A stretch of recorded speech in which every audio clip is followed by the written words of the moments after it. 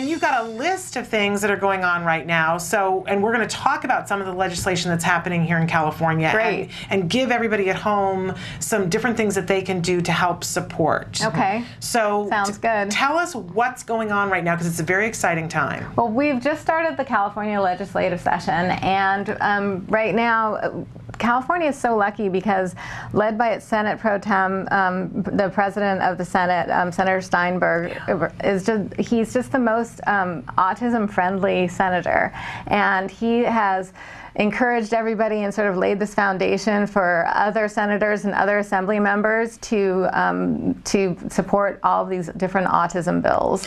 So right now we have 20 bills that are related to autism working their way through the legislative process. And has he always been supportive? Is this he has been very supportive. He's very informed and engaged, and he's always eager to learn more, and he has staff members who are equally informed and dedicated, and Dr. Louis Vismara, who was one of the founders of the Mind Institute at UC Davis, is on his staff and one of the great friends of the autism community. So the thing that I recall is when it looked like insurance reform wasn't going to happen in California, and we were all going, oh, we're going to miss another year of it, is that Senator Steinberg stood up and said, this is it, it stops with me, I'm making this happen. And I just remember him saying, it stops with me, I'm making this my priority.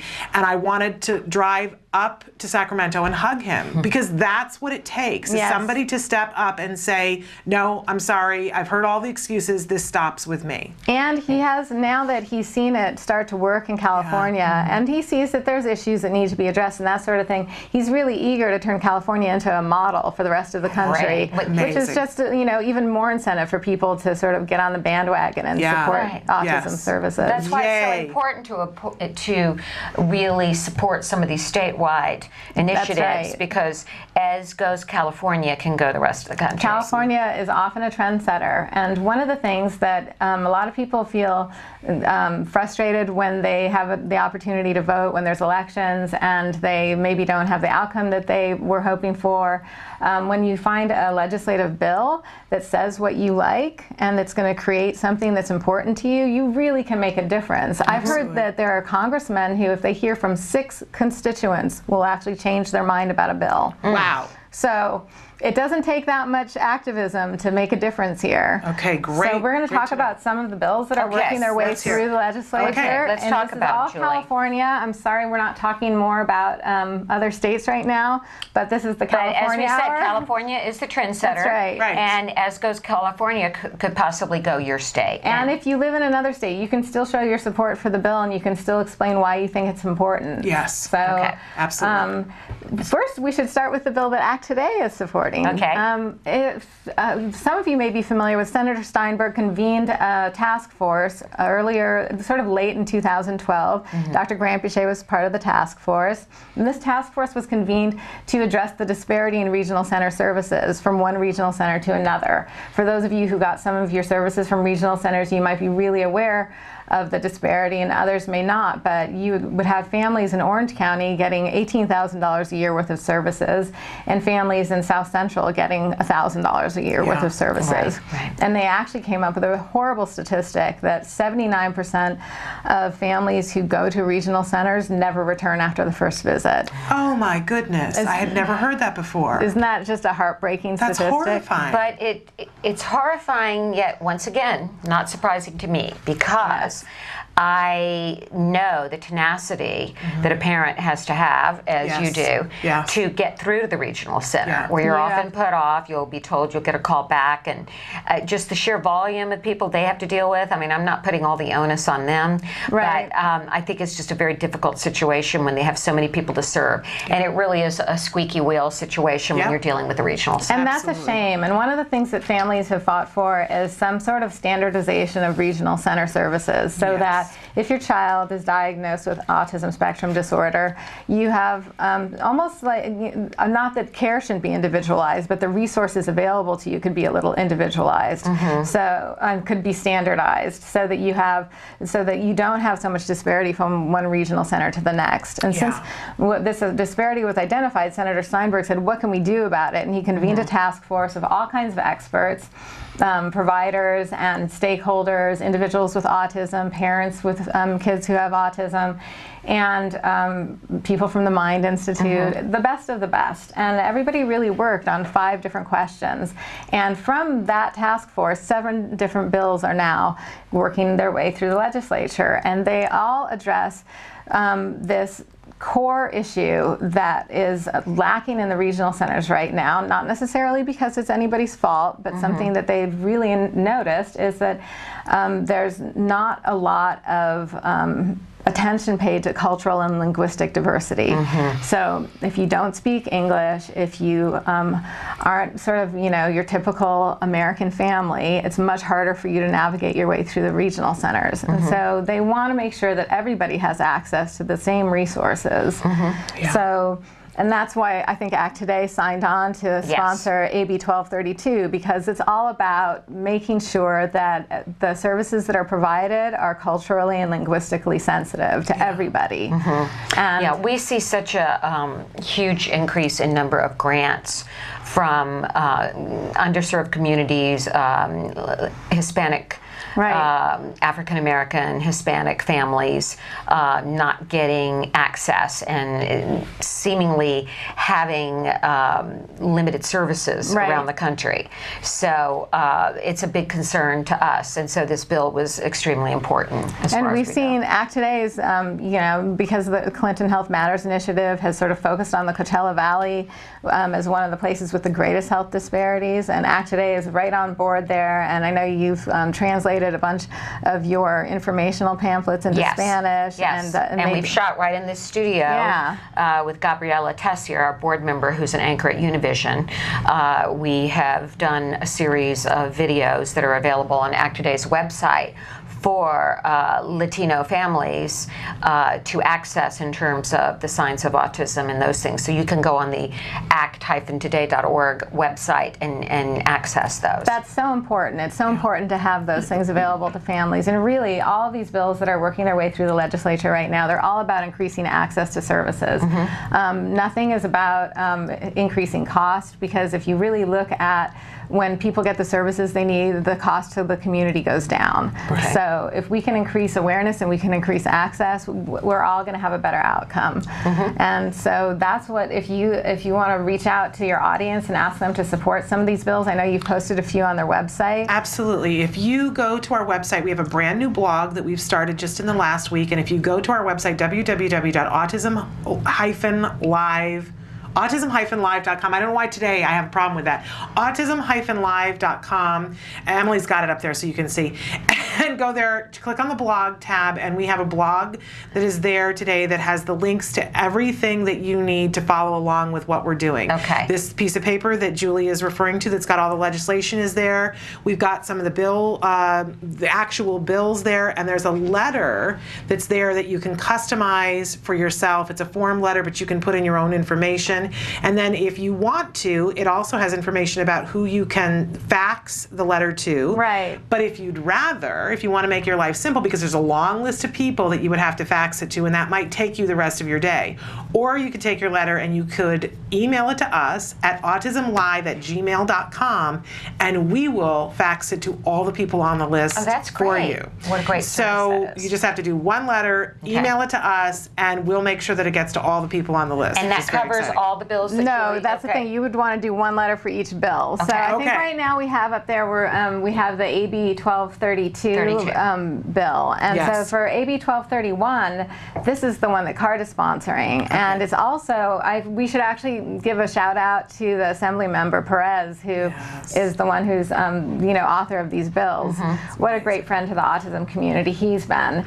And now he's working so hard to get this legislation passed. And for AB 1231, which is just such an important bill, and the reason that CARD is sponsoring it is that it's directing the regional centers to give the option of telehealth services to consumers of the regional centers for some behavioral health treatment and for some dentistry. So, because a lot of children on the spectrum have issues with dentistry. A lot of children on the spectrum have issues with the sounds and the strange environment, and it's very difficult to even get them into a dentist chair. And that doesn't mean that they shouldn't have access to somebody, talking to them about dental hygiene, maybe even reviewing a problem with them through telehealth using Skype Skype and that sort of thing. And then for behavioral health, imagine if parents who work didn't have to go to the regional centers to complete parent training, but they could do it online. That's such a really lifesaver. Amazing. Yeah. So do talk a little bit about, because I think telehealth, it sounds scary to some people. It's this new High term. tech, yeah. Right. Teledentistry. You think, my goodness, how can we do How is that teledentistry? possible? Right. Right, science fiction. So telehealth is really Skyping. Any of you who have smartphones and maybe you've talked with people and you can see their face on the phone, that's what they say telehealth. And eventually, over time, people who don't have smartphones and don't have an internet connection in their home will have the opportunity to go to libraries or healthcare kiosks and access, telehealth, use a computer, log in, have a camera, and talk to a professional, whether it's a doctor or a dentist or a behavioral therapist, and get the support that they need. A lot of the smartphones that people have access to today, even some of the most simple models, do have a Skype feature, or your computer often has Skype that you can download and then reach. And so this will encourage regional center to utilize. The thing is, the Lantern Men Act already says to the regional centers, be innovative in the way that you give services to families. Be cost effective, try new things. But the regional centers are often very reluctant to do that. They're always worried that they're going to authorize something that they're not allowed to authorize. So they say, tell the Department of Developmental Services to tell us it's okay. That's DDS, and DDS doesn't want to. They're busy. They have a lot going on, and they're not going to put down what they're doing to tell the regional centers to do something. So this actually is a law that tells DDS, tell the regional centers, it's okay to use telehealth. So, and again, getting back to what are some? I love the idea of the parent training. We had to do 16 hours of training. Yes, right? we did. We had to go on a Saturday to a location, and taking that time off and childcare, both parents, and watch the video and all of that. Well, the parent training that's required by the regional centers, and of course, I don't think anybody would disagree with the fact that parent, understanding of the treatment plan is critical to the success. It's crucial. So we're all on the same page there. But the parent training requirement, where they almost use it as a barrier to treatment because you can't access services until you complete this parent training. And people who work have trouble completing the parent training. And so that actually ended up being one of the things that was identified by the task force, the Senate task force, as causing some of the disparity, that these working families who couldn't take time off of work. And beyond even that, we're talking childcare. We're talking about a community that has a great deal of difficulty finding a babysitter where they can ensure that their child is safe and not causing a further problem. I just last night was thanking the friend who took time off of work to babysit my child so that we could do the training, because I don't know that we could have done it otherwise. It's an unrealistic expectation. It's definitely creating a barrier for families, and it's more likely to be a barrier to treatment for families who are working poor and economically challenged. Maybe they live in rural areas and it's even harder to get to a regional center. It was interesting. During my parent training, I had several parents come over to me and say, you seem to be knowledgeable. Can you explain to me some of this? During the break. They would ask me for a little bit further, to shed a little bit further light on some of it. And they were completely overwhelmed. And two of them were really, their primary language was Spanish, and it was very hard for them to follow the training. Well, and that's one of the things that all of these bills are talking about, is doing everything in a linguistically competent manner. Something that's going to be friendly to whatever the native language is. I want to make sure that everybody knows that at ACT Today, our grant application can be done in Spanish, and we do have, we're hoping to replace our wonderful Alejandra, who went on to a great new job, but she was our grants program coordinator, and she was bilingual. So we do have that service for Hispanic-speaking families that we can assist them either over the phone or online. So that's important to note. Yeah, that's amazing. The more access we can give to these families, everybody out there needs the same treatment. And TACA has a family guide that is completely in Spanish as well. If you want to go through, talk about curing autism and get their family guide written in Spanish. It's important for this. But want to get back to the telehealth. Yeah. So what are some other things besides parent training that might be useful to families to use telehealth? Well, first I want to preface that by saying that the telehealth services, once they're authorized, would completely be an option that the consumer would choose. Okay. So it's never ever going to be something that is forced on a consumer. Right. And a consumer could choose it, decide they don't like it, and stop doing it. So it's completely just adding something to the menu for the consumer. It's an option. It's not a provider saying you have to do it. It's not the regional center saying you have to do it. Great. Okay. So it's just expanding choices. And so when it works for you, you can use it. So maybe there's a situation where you have 3 therapists working with your child and you want them all to be able to see the same behavior at the same time, that sort of thing.